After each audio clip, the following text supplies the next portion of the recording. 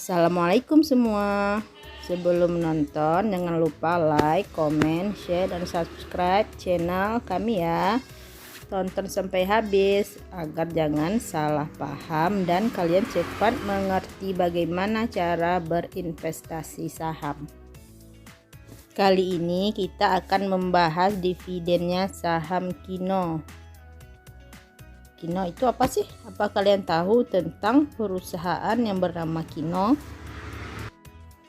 PT Kino Indonesia merupakan salah satu perusahaan consumer good yang telah diakui di Indonesia dan juga mancanegara dengan lingkup bisnis yang meliputi beberapa jenis kategori. Produk Kino meliputi personal care, beverage, food, makanan hewan, serta obat-obatan juga diproduksi oleh perusahaan ini. Saat ini Kino memiliki 9 anak perusahaan dan 32 merek yang telah diakui di Indonesia dan di internasional. Hampir 3 dekade kini Kino telah bertransformasi menjadi perusahaan yang mapan dan terkemuka. Kualitas produknya juga diakui di mancanegara. Mari kita lihat brand yang ada pada perusahaan ini. Yang terbaru, mereka memproduksi hand sanitizer karena ini kan musimnya corona. Instant hand sanitizer spray dari kemasan kecil sampai yang refill yang sangat besar ya. Dengan kandungan alkohol 75%, lebih efektif membunuh kuman dan bakteri dalam 30 detik. Tangan tetap terjaga dan kelembutan dan kelembabannya. Kino juga memproduksi Slick Baby, Elip Hair Vitamin,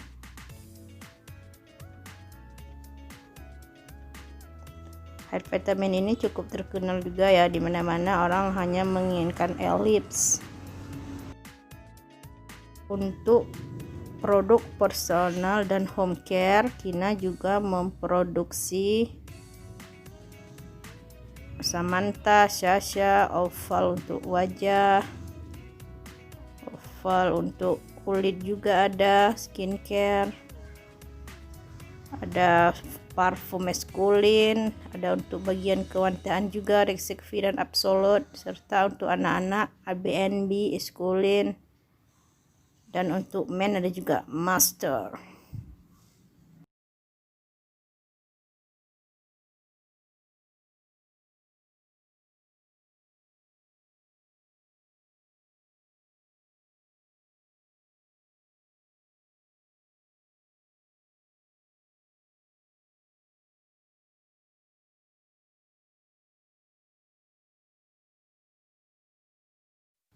Di bagian produk farmasi, mereka juga memproduksi cap balsem cap kaki 3, obat gatal cap kaki 3. Cap kaki 3 ini merupakan produknya dari Kino. Semua tahu cap kaki 3, tapi kurang tahu pasti tentang perusahaan Kino ini. Produk farmaseutical dari Kino ini memanfaatkan beragam flora yang ada di Indonesia, jadi berbahan dasar herbal. Ada juga tablet untuk meredakan nyeri sendi, obat kurap, salep kurap, serta mereka juga memproduksi headache powder atau puyer cap kaki 3. Untuk makanan serta snack ada Kino Candy, Snack Kit, serta Cucu Ball. Kalian pasti juga kenal dan sering makan.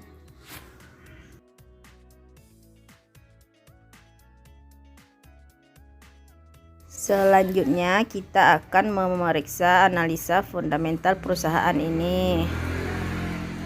Harga book value per share perusahaan ini sebenarnya sangat rendah.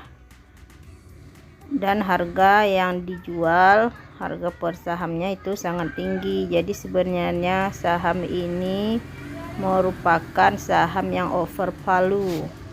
Harga saham ini lebih mahal 100% dari harga seharusnya.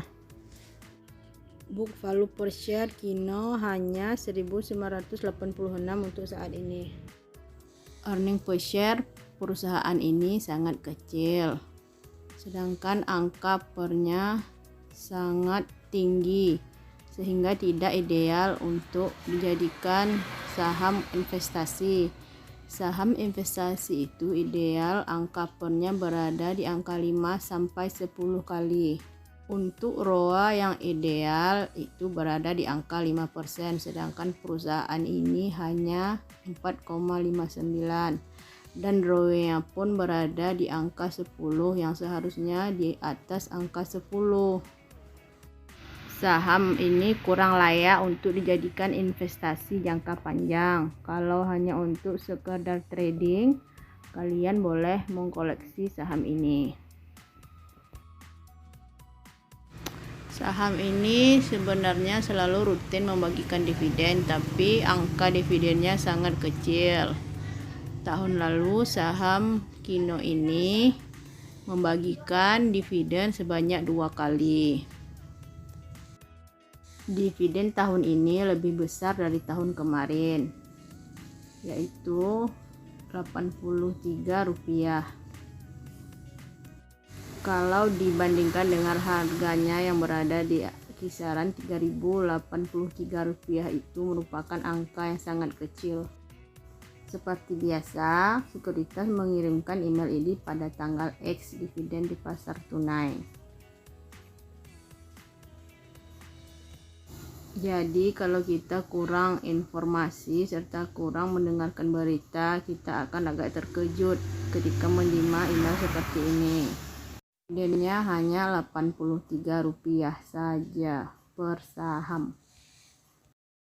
Dari angka 83 tersebut harus dikurangi lagi dengan 20% pajak dividennya, yaitu Rp16,6. Jangan lupa ya, harus ingat selalu tentang pajak ini. Dividen yield yang saya dapatkan tahun ini dari saham Kino sangat-sangat kecil dari saham yang lainnya, hanya 2,79%. Sedih sekali. Dividen tunai Kino ini telah efektif di rekening RDN pada tanggal 12 Juni 2020. Dividen yang saya dapatkan hanya Rp13.280.